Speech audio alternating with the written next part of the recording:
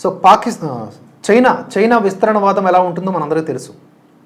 అటు తైవాన్ని భయపెడుతుంది, అటు చుట్టుపక్కల ఉన్న దేశాలన్నింటినీ కూడా తన అధీనంలో ఉంచుకోవాలని చూస్తుంది, భారతదేశాన్ని కూడా రెచ్చగొడుతుంది.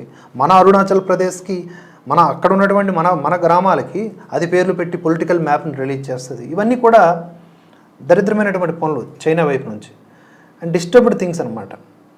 ముఖ్యంగా తైవాన్ పట్ల అది వ్యవహరిస్తున్నటువంటి తీరు, దానిపైన అగ్రరాజ్యం సోకాల్డ్ అగ్రరాజ్యం అమెరికా నిరసిస్తున్న తీరు, గ్లోబల్ పాలిటిక్స్ ఇవన్నీ మనం అబ్జర్వ్ చేస్తున్నాం కదా. అయితే తైవాన్ ఎప్పుడూ కూడా భారత్కు అనుకూలంగా మాట్లాడుతూ ఉంటుంది.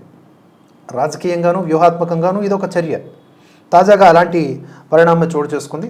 ఇటీవల భారత్లో జరిగిన లోక్సభ ఎన్నికల్లో గెలిచి మరోసారి ప్రధానిగా బాధ్యతలు చేపట్టిన ప్రధాని మోదీకి తైవాన్ అధ్యక్షుడు లై చింగ్తే అభినందనలు తెలిపారు కదా.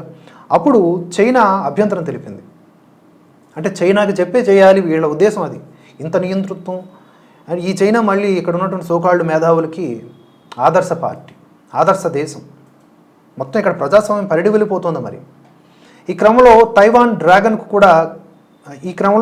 డ్రాగన్కి కౌంటర్ ఇచ్చింది. తైవాన్ ఉప విదేశాంగ మంత్రి టియన్ చుంగ్ క్వాంగ్ ఓ సమావేశంలో భాగంగా మాట్లాడుతూ మోదీకి కానీ తైవాన్ అధ్యక్షుడికి కానీ చైనా అంటే భయం లేదని భావిస్తున్నట్టు తెలిపారు. ఇరు దేశాల మధ్య జరిగిన స్నేహపూర్వక చర్చలపై చైనా ఆగ్రహం వ్యక్తం చేయడం సరికాదన్నారు. ఒకరినొకరు అభినందించుకోవడం సాధారణ విషయమని, ఇందులో చైనా ఎందుకు జోక్యం చేసుకుంటుందో అర్థం కావడం లేదన్నారు. అన్ని దేశాల మధ్య స్నేహపూర్వక సంబంధాలు కలిగి ఉండటం ప్రస్తుత పరిస్థితుల్లో ఎంతో అవసరమని తెలిపారు.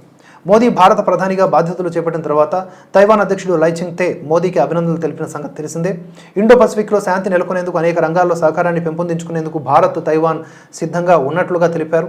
అనంతరం మోదీ లై చింగ్కు రిప్లై కూడా ఇచ్చారు. తైవాన్తో సన్నిహిత సంబంధాలను పెంచుకోవడానికి భారత్ సైతం సిద్ధంగా ఉందని చెప్పేసి. సో ఈ వ్యాఖ్యలపై చైనా ఆగ్రహం వ్యక్తం చేసింది. తైవాన్కు దూరంగా ఉండాలని చెప్పేసి చైనా విదేశాంగ శాఖ అధికార ప్రతినిధి మావోనింగ్ భారత్ను హెచ్చరించారు. ఈ బొక్కడగాళ్ళు మనల్ని హెచ్చరిస్తూ ఉంటారు అనమాట. మనం ఎవరికి రిప్లై ఇవ్వాలో కూడా వీళ్ళే డిసైడ్ చేస్తారు. ఈ క్రమంలోనే తైవాన్ డైరెక్ట్గా డ్రాగన్ కంట్రీకి కౌంటర్ ఇచ్చింది. ఇక్కడ భయపడేటోడు ఎవడూ లేడు. ఇటు తైవాన్ అధ్యక్షుడు కానీ అటు భారతదేశానికి ప్రధాని కానీ ఎవరు కూడా చైనాకు భయపడేది లేదని చెప్పేసి క్లారిటీ ఇవ్వడం జరిగింది. మరో వార్తలో